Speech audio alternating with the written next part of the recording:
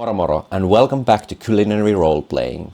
Many of you, my dear viewers and subscribers, have asked for me, Walter, please tell us about Universal RPGs. We want to create our own adventures, our own homebrew worlds using more generalized rule systems. Don't worry, I got you. I'm a big advocate of Universal RPGs myself. I like the idea that I can take a rule system and bend it and mold it into my will and into my domination and into my own world. I really love it, and frankly it wasn't enough for me, and that's why I made my own RPG and going to make more. But yeah, Universal RPGs have always interested me quite a lot. In the future I'm going to have more detailed videos on my How It Plays series, but I wanted to give you guys this Kickstart video to start out your Universal RPG adventure, to really just showcase you what kind of Universal RPGs are out there and what might be the best fit for you. Because the philosophy and idea for Universal RPGs is that, well, it's universal, that you can use these rule systems to play in any setting. But I think there are a few caveats when it comes to Universal RPGs. And what I mean by this is that for me, good Universal RPG is general but not generic. Because if we have a universal system that tries to be anything and everything, like it tries to emulate all the genres and ideas, then we will run into a problem that it's going to be A, too complicated of a system, or B, it's going to be so generic that it doesn't inspire any adventure or ideas. So usually the best Universal RPGs are RPGs that have still quite certain type of feel or style on how they play, but still like the setting is very generic, or there is no setting in a sense that you can play a sci-fi adventure and a fantasy adventure using the same system. And to really further demonstrate how the different systems work or how they feel, I created this monster of a graph, which is definitely not perfect. It would have been much better if I could have made a 3D graph. But the harsh idea is that if the game is around here, it's more narrative-based system. It's here, it's more simulation system, and with gaming trope systems, I mean systems that use other like game conventions to make the game feel more fun in a sense. Like systems that will suspend reality and takes you into more gaming space mentality. Like if you have an RPG with classes and HP and unique abilities that will deal certain amount of damage, I feel like that is more like gaming tropes. It's not trying to be simulationist, or it doesn't try to be narrative. Narrative systems are more aligned on creating mechanics surrounding the narrative. Like most of the dice rolls will affect the narrative itself. It doesn't necessarily, the character's unique traits might affect the rolls, but it's still like more focused on the narrative, bending the narrative and distributing the narrative right in that scene or moment. And simulation is just that. It tries to simulate and emulate a natural and supernatural world. These are the games that will give you very specific statistics to different creatures and individuals, and tries to put like a certain numbers and scale between, like, okay, this is what normal human strength is, and okay, this is what a giant strength is, and just tries to like numeralize and codify this kind of world. And usually simulation games emulate these functions as closely as possible. I don't want to use word that it reaches for realism, because we are talking about sci-fi and fantasy adventures here, but it tries to stay as close to a like coherent world with its own logic. That is basically what simulation is. And then we have another scale, which is inside the circle we have games that are like a whole game in itself. So the idea of universal system that is a whole game in itself is that it has all the functions. While it's modifiable and you can like flavor all the different skills and abilities and the functions within the system, it's still like functions as a whole. And then we have universal rule systems that are more like toolboxes. Like you have basically like the core function, the core rules of the game, and then you have these optional rules and modifications that you can basically build the game out of yourself. If you need some kind of certain mechanics, the toolbox will offer you different tools to basically like build your own game. And here I have 12 different Universal RPGs, and I have now placed them from left to right, where left are the games that I have played the most and introduced myself into the system within the most, so I have better grasp on those. And on the far right, I actually have few games that I have never even played myself. I have just maybe introduced myself and read some rules, so definitely take everything with a grain of salt, especially these things here on the right that I haven't had much time to introduce myself in.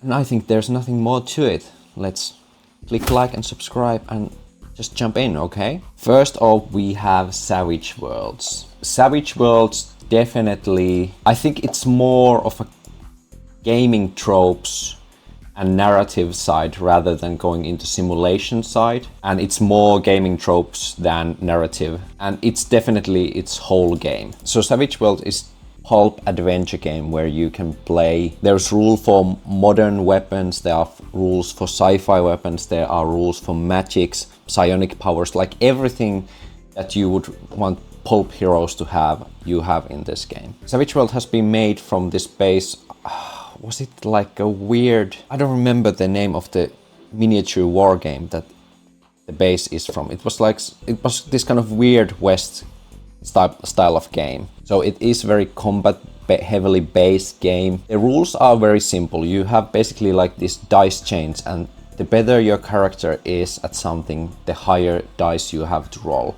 And you always, like on basic checks, you always have to beat 4, and then you have modifiers that will change the target number that you have to beat. It has wound levels as well, so that means that your character doesn't have like hit points. It has wound levels, so you can, after you're shaken and you get more damage, then you will get like wounds that will instantly make your character weaker. So yeah, it has this kind of death spiral system, very wargamey feeling in a lot of senses. But it's really easy to create enemies, monsters on the fly, because most of the enemies are just extras, which means that they don't even have wound levels. Deal one good hit in, they will be gone. So it's really easy to just like pump out different enemies against your players.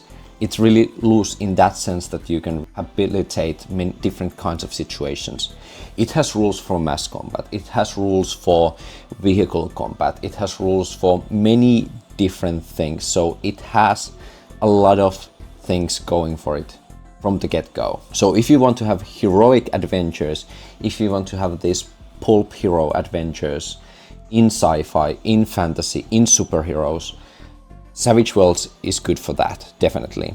If you're looking for more realistic, more narrative system, I mean, Savage World is as narrative system as D&D 5e or Pathfinder would be. So yeah, you can have your role-playing moments in the system, but the system itself doesn't support that much. You just have your cool heroes, you can build them, you can give them cool abilities.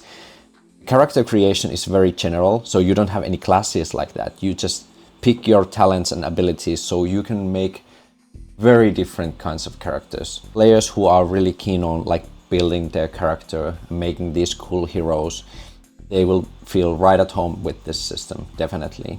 And yeah, with the ease of GM management and with the fun of creating your own characters, I think that is one of the reasons why Savage Worlds is one of the most prominent universal systems out there. Next up, we have Fate. We have Fate Core System, we have Fate Accelerated, and we have Fate Condensed. Fate is definitely a system that is more narrative based, with gaming tropes, definitely not simulationist. And I would say it's also definitely it's in its own whole game, but I would put it like a little bit on the grasp here, because it has, the rules are much more looser compared to Savage Worlds, so you have to have this toolbox kind of idea when you go into this game. But yeah, Fate is definitely more focused on this kind of storytelling experience between the gaming group, and it's very heavily focused on the characters themselves. If you play Fate core rules, your character is based on different skills, different distinctions, or is that a Cortex Prime term? It might be a Cortex Prime term, but what is your character all about? And then your character also has stunts, which are like special abilities in a sense. And the whole game idea for Fate revolves around this thing called aspects. These aspects are basically like these narrative facts within the fiction that will be mechanized and give you actually some modifiers to your mechanics. You could be like in a shootout on a Western campaign. Basically like the fight starts out and you would be, as a player, this cowboy, and tell the GM that, okay, I will now push the table on its side that I can create basically like a cover for myself. This would be calling create an aspect skill check in a sense. And then the GM could say like, okay, now we have to test your agility. Like, can you do that in time before these other bandits get the chance to shoot at you? The game uses this kind of narrative dice, if you want, which is basically a d6, and it has 2 plus sides and 2 negative sides, and then it has 2 blanks. But you can use d6s as easily, because 5, 6 can be plus, 3, 4 can be 0, and 1, 2 can be negative. So you really don't need these, but these are quite handy.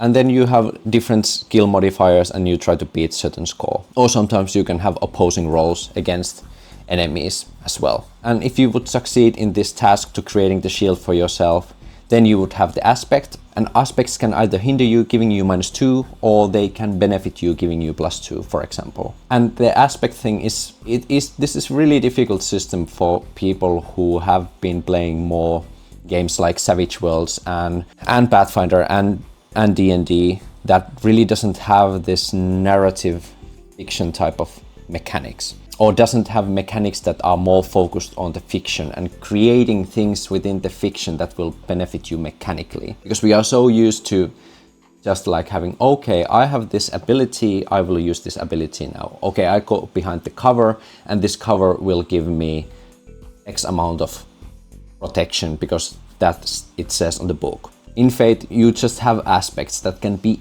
anything. You have this generalistic plus and minus modifier that can affect different things depending on what they are in the fiction. And actually playing the fiction and mechanizing the fiction it takes some time for people to really get it. And definitely this is a system that needs maybe like concrete examples before people will really like start to get it, how mechanizing fiction really works. And I was talking about Fate core system and Fate accelerated. What is different between these two?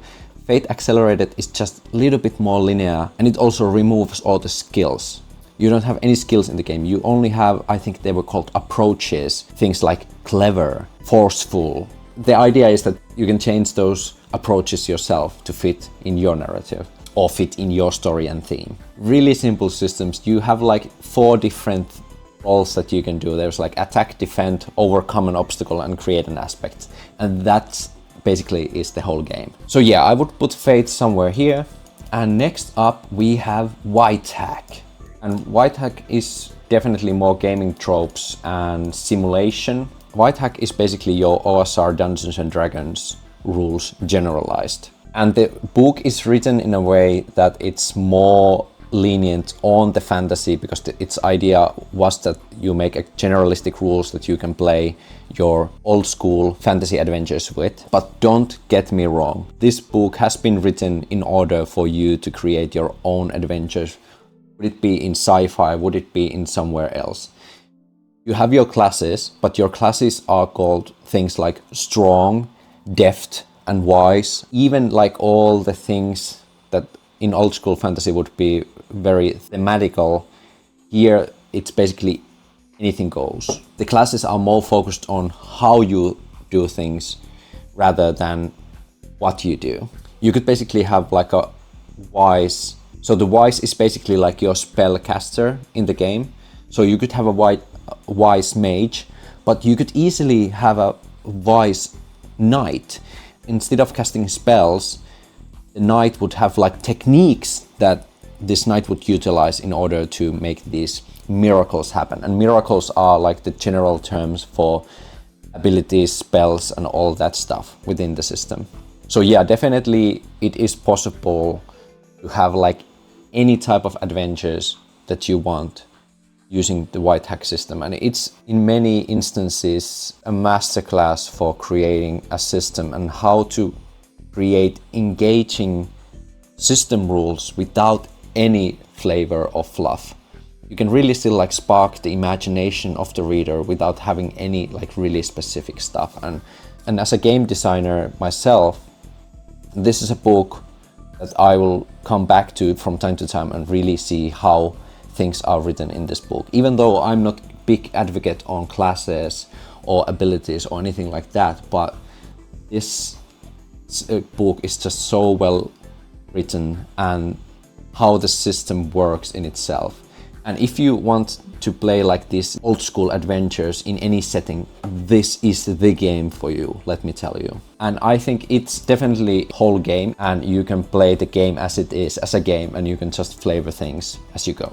Next up, we have Cortex Prime. Cortex Prime is a system that I have had the book for 2 years. 2 years I have read the book like maybe 4 or 5 times. And just last week, I think I finally cracked it. I finally got the idea how the system is supposed to work and how everything like goes together. And partially that was because of Fate. I haven't played Fate before, and these two are many instances they rely on the same principles. Cortex Prime is definitely it is a game with more narrative and gaming tropes than simulation, like by far. It's definitely more narrative, but it has more gaming tropes compared to Fate. And definitely this is a toolbox. This is not a full game when you get the book. You get like the very foundational ideas on how the core system works, and then you are just pushed like bunch of different modes that you can add. It's basically like create your own narrative game in a sense. And that's why I would say, while being very well made, I wouldn't recommend this to be your first Universal system unless you have played like a bunch of Fate, or you have some person that is very like well versed with the Cortex Prime and you have played the game, and then I think it might be quite easy to jump into this book. But yeah, basically the whole game starts out that as a GM you create the character, like the whole system, in a sense that you create how your characters are built. There are like basic functions that you have distinctions, that is like the base core stats, and then you have like 2 more, but you can decide, are they skills, are they like approaches like in Fate, are there extra character aspects like relationships, abilities, spells, feelings. It can be anything you want. You can basically make a game out of Cortex Prime where you play as rivalry nations rather than individual characters. This is like the very general RPG that you can get, basically. You can play anything you want.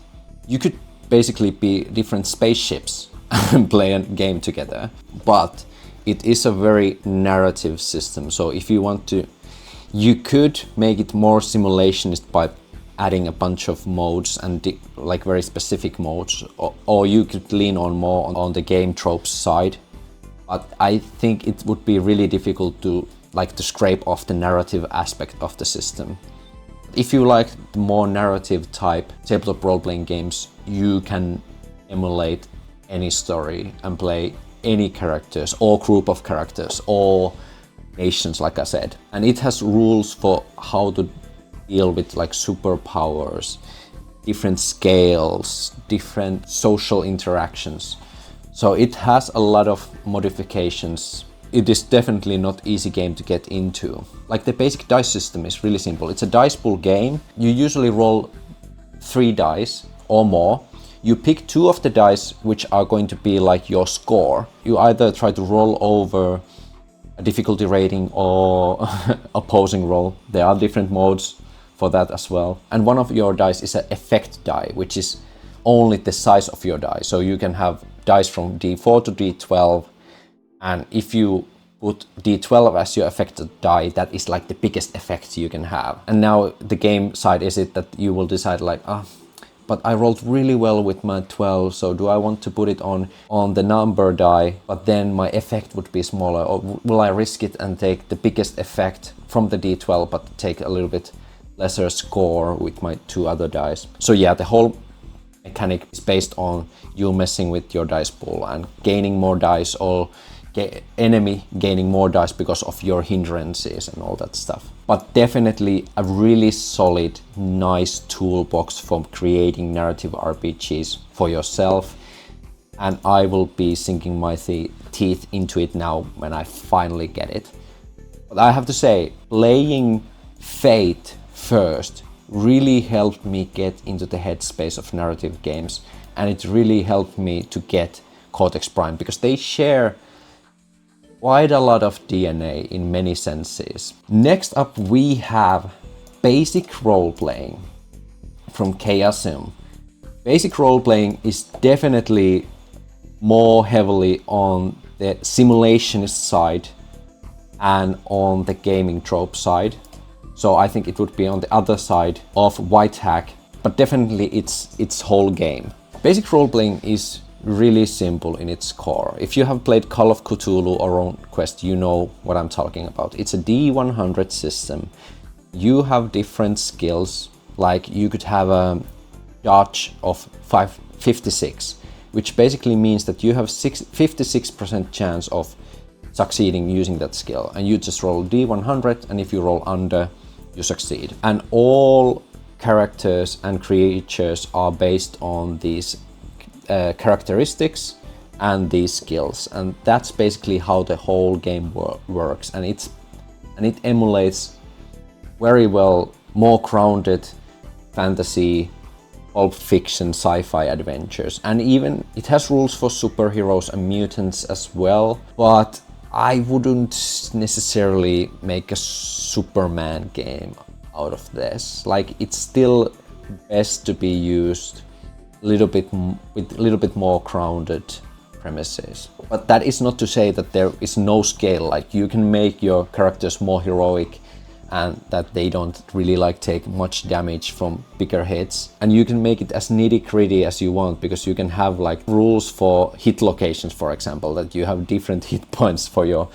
limbs and for your chest and for your head as well. But these are all optional rules, and the base rules is explained really well. And it has actually quite a lot of similarity with Savage Worlds, in a sense that they both uses this power idea. And these powers can be your special abilities or different techniques or different spells that the characters can utilize to create extraordinary things. And these things basically work like skills, and which I really love about the system as well, that you have basically your universal like willpower points that can fuel all your special abilities and attacks and spells.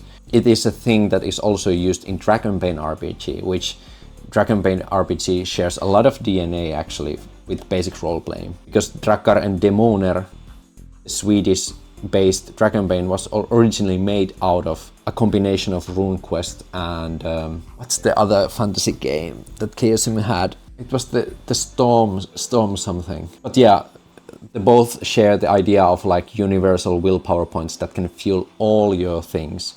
And I really like that. It really makes the game that you can like create any abilities that you want, and you use the same resources for it.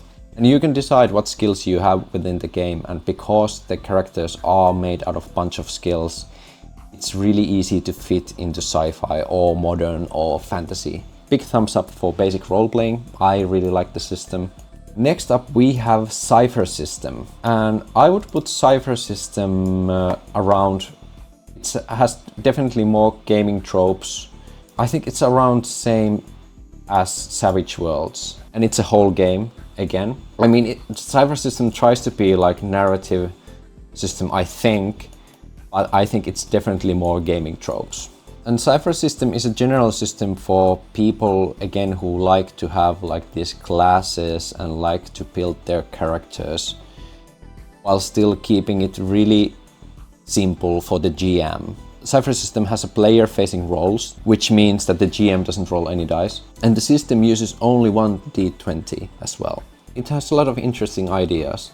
The base idea is basically that you have 3 attributes. You have, I think, intellect, speed, and brawn, was it? And all your harm that you have to endure, all the effort that you have to put into different things, all your stamina, all your mental power, they are all these 3 attributes which function as a like pool of healths as well, or pool of like resources that you have. And it has this really simple like a from 1 to 10 step system, that all the things that are difficulty of 6, for example, you have to roll 3 times a step in order for beat the roll. For example, if you have a difficulty of 6, that would be 18. If you have difficulty of 7, that would be 21. So you can't even beat it just by rolling the dice. So how can you beat difficulty of 7 or 10? Well, in these cases, your unique characteristic abilities and your skills come into play. Like if you have a skill specific to certain thing, you can step down the difficulty by 1 step. Then you might have some specific abilities that will step down the dice again. And then you can use effort, which is that you are spending your attribute pool points in order for you to step the dice down even further. So you could lower the difficulty score from 7 to 4, and now it's only 12 or higher for you to succeed. That base level, I think the system works just fine. But if you want to play more combat heavy games, or if you want to play games that you have like very different distinct characters within the party, this might be a really difficult game to play. The Cypher System has its own setting books that give you more ideas on different creatures and monsters and different possible magical items and stuff. Because you can create these very varied characters, you can have characters that basically annihilate in combat everything they touches, and then you can have characters that are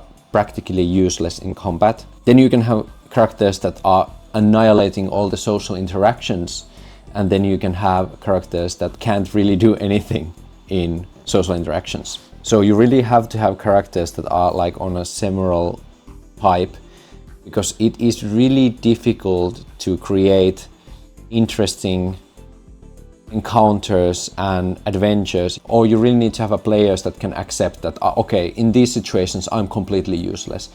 So I'm not really a fan of that idea that some things you just can't do at all. So the best case would be that you would make really generalized characters, and this is a class-based game, so it might be that I'm not understanding this system correctly. If you like class-based general adventures, you can really easily make fantasy, modern, sci-fi with this system if you want. But yeah, if you are focusing to making on combat-heavy game, I would probably go with Savage Worlds rather than Cypher System. Next up, we have Mini 6. And Mini 6 is, again, more gaming tropes. This is basically just alternative version for Savage Worlds.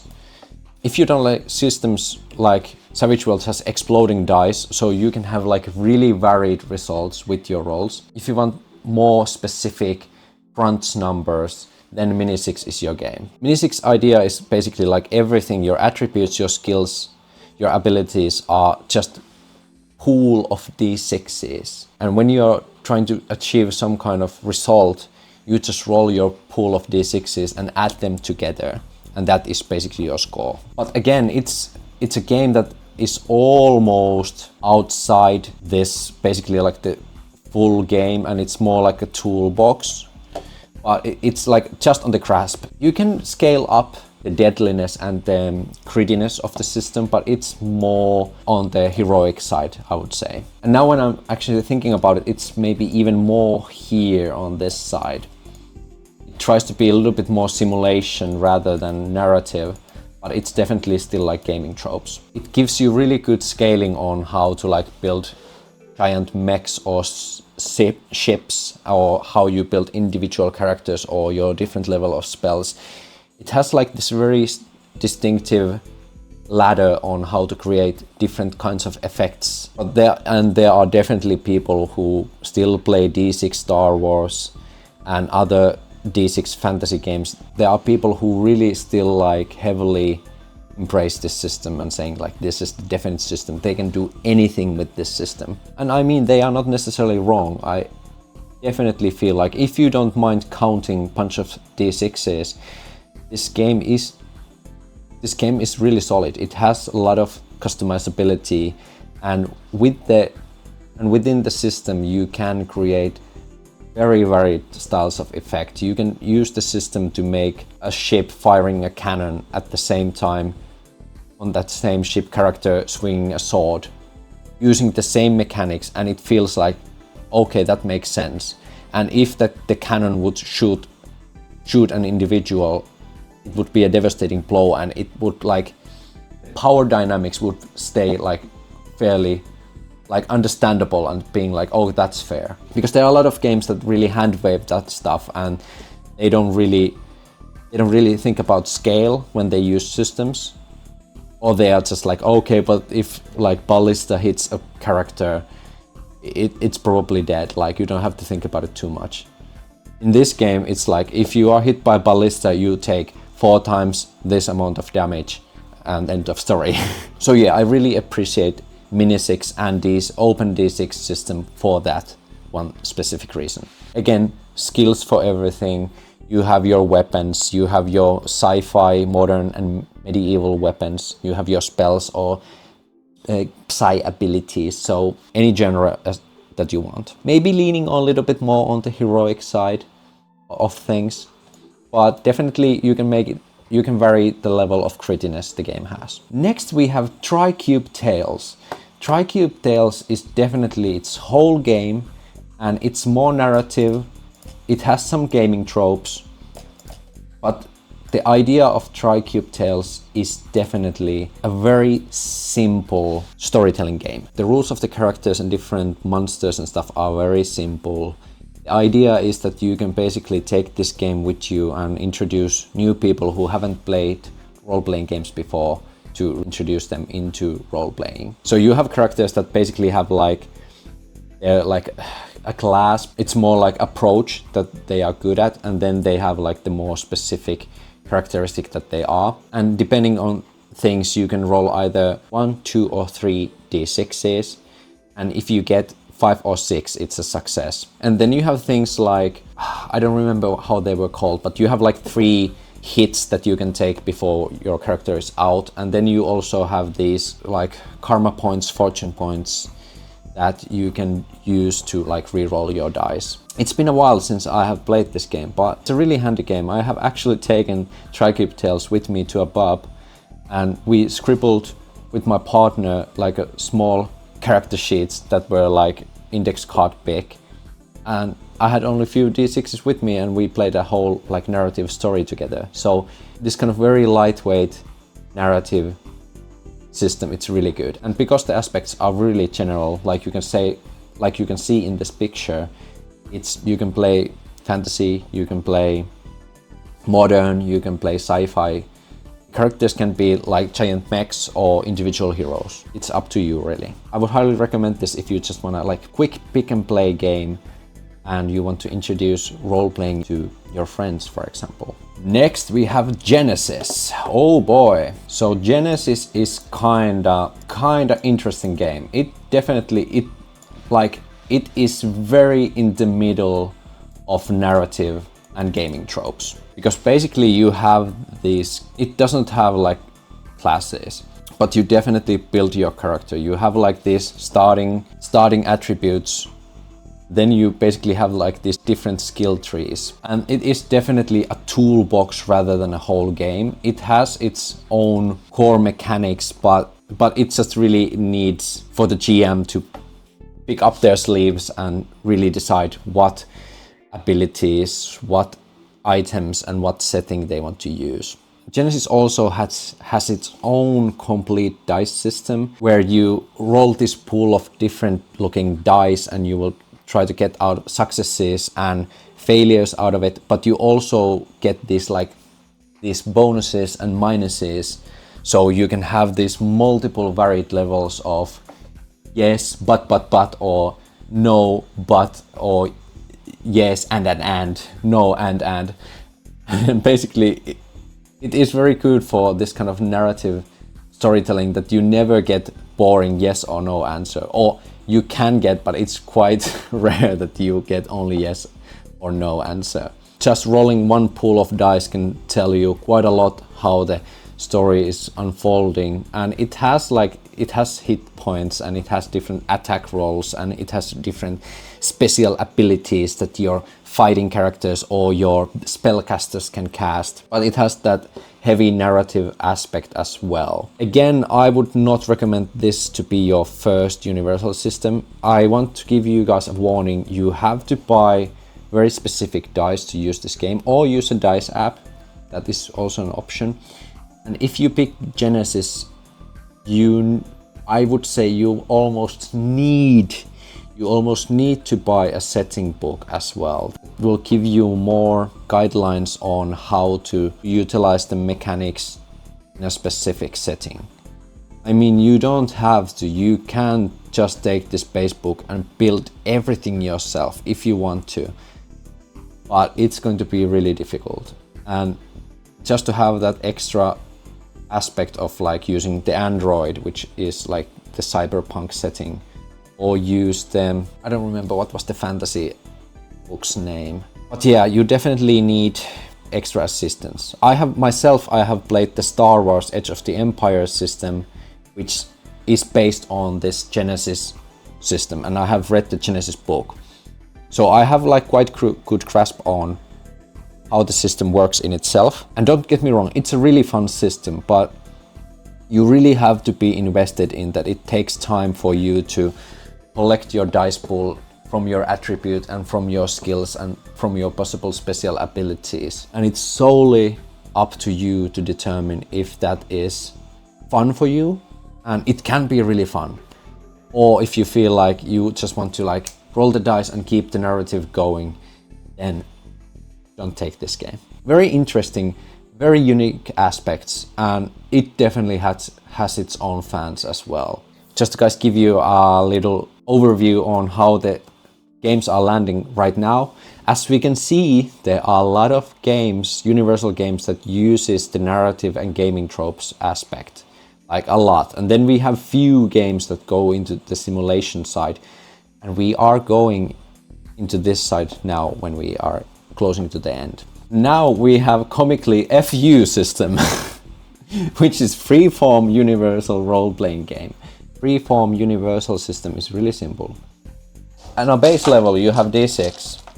If you roll d6 and you roll 6, it's yes and. If you roll 5, it's yes. If you roll 4, it's yes but.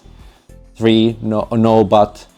2, no, and 1, no and. Or you can also divide it that 6 is yes and, 5 is no and, 4 is yes, 3 is no, and 2 is yes but, and 1 is no but. But it's basically the same. And that is basically the whole idea of freeform Universal system. That is your narrative basis of the system.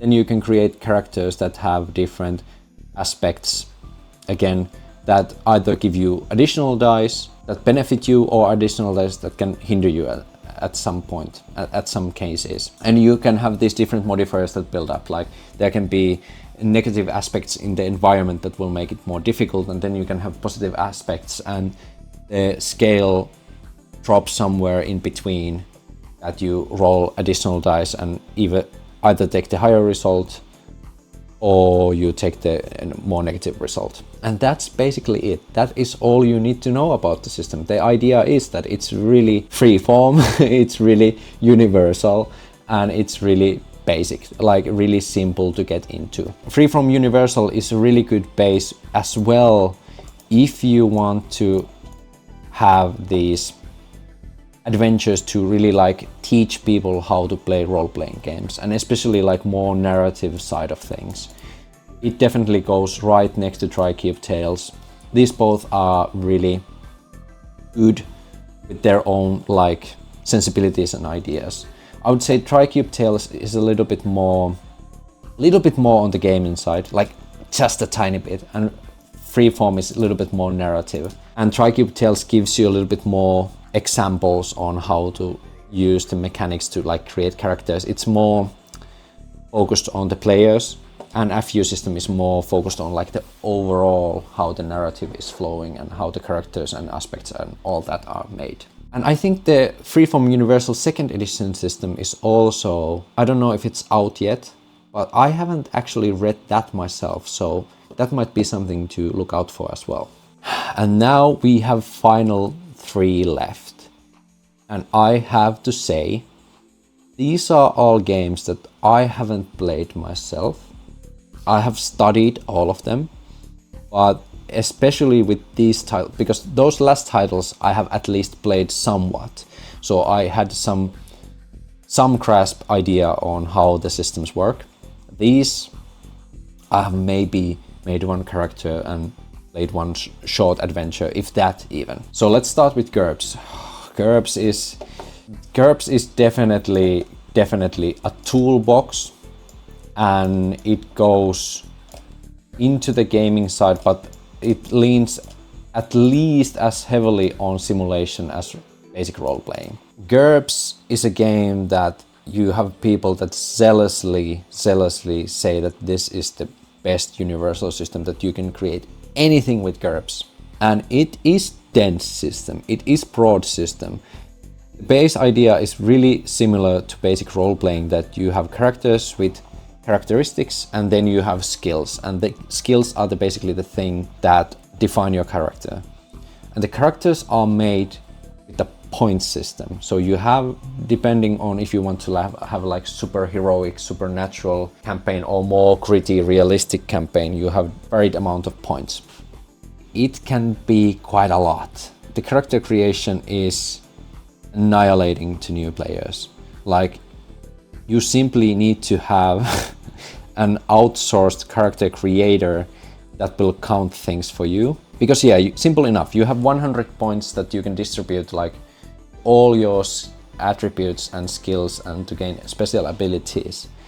But the difficulty starts when you can actually take a hindering abilities as well. Like you can say like, okay, my character doesn't have that good of eyesight, so they need glasses in order to see, so I get additional points to put on some other aspects as well. So it's this forever, like how much penalties you take, you can get additional abilities to take something else, and it can be extremely daunting. And again, with the same logic, you will also create all the enemies of the system, and following the same logics, you can like create a dragon, you can create beasts, you can create giant robots. Again, this is a game where GM really has to roll up their sleeves and get into tinkering. Luckily, GURPS has an amazing support on its setting side. It has a lot of different supplements that gives you possibilities to fantasy, to sci-fi, to western. Like if there is a setting or a theme, GURPS has probably done either a community supplement or a real supplement. Again, the core system is really simple. You have 3d6, you roll the dice, add them together and try to roll under your skill or attribute. And that's basically how the whole thing works. So yes, the basic mechanic is really simple. But when you start to have combat that goes second by second rounds and you take individual steps within the combat, then it starts to be like, okay, this is quite involved. And especially what is the difficult about the system with newcomers too, because the game is a toolbox. It definitely falls into toolbox, and you have so much modifications that you can add into combat, into different aspects, into different spells, to really know that what is necessary for this adventure to be fun, engaging and interesting. There is a saying within the GURPS community, you never go full GURPS, which means that you never use all of the modifications at the same time, but just that you know that which aspects you will use in what game. It really requires a certain type of system mastery. And talking about system mastery, we next have Hero System. Hero System is basically very similar to GURPS. It's a little bit more on the gaming trope side. It was first made to the game of Champions, which is a superhero game, but it has then tried to extend itself into fantasy, into modern, and in other aspects of gaming as well. It also has a point-by character creation system. It also has the same kind of 3d6 system that you roll under your score. And it is also really nitty-gritty. You have your energy defenses, you have your physical defenses, you have your mental defenses, you have your different fighting modifier styles. Like if you want nitty-grittiness and modifiers, Hero System is for you. It is definitely gaming tropes and simulation. And that is really the extent I can tell you about Hero System. If you like heavy on gameplay mechanics and rules to your Universal system, and you want to like have rules that emulate all the different aspects that you can have within the game, Hero System and GURPS definitely are the games for you. I can't really put into detail about the extent how far that goes, because I haven't actually played these games to really vouch for that, but that's what I have gathered while reading the rules and like watching some tutorials of them. And finally, then there is Open Legends, which is open source RPG. Again, a system that personally I have not played.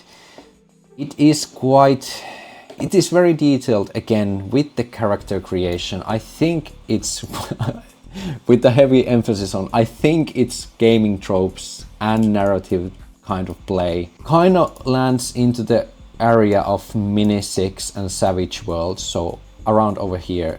I think it's definitely a toolbox again. You create your characters with like these individual hindrances and positive sides as well, so you can create many different types of characters. But again, as a GM, you really have to roll up your sleeves if you want to play the game. It is an open source system, so everything comes from building the things yourself. Not really sure how the community support works. I haven't introduced myself into this system that much, but I just wanted to introduce you if you want to, for the sake of giving you more options. And it's free, open source. You can just go into the webpage and read the rules yourself. So it's really easy to just go and see for yourself. And here is the final result for our quick start into Universal RPGs. So now you have a little bit of idea on where these different systems lands on this scale. And now it's easier for you to establish for yourself like how much you want to like roll up your sleeves as a GM and create things for yourself.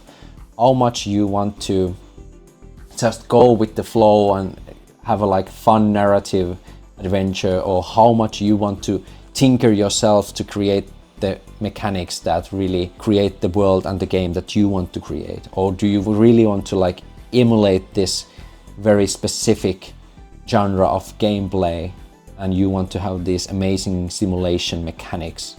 Definitely, like I said, I will be creating how it plays videos, especially from the systems from the starting point. Those are the systems that I feel comfortable talking about because I have used them and I know how they are supposed to work. But hopefully this video will help you kickstart your Universal system adventure. If you have any specific questions about any system, please leave comments down below where I can try to answer these questions if I know, but also other people who come across this video might have some ideas how different systems work. That is all from me today. Now it's moro moro and I hope I see you next time.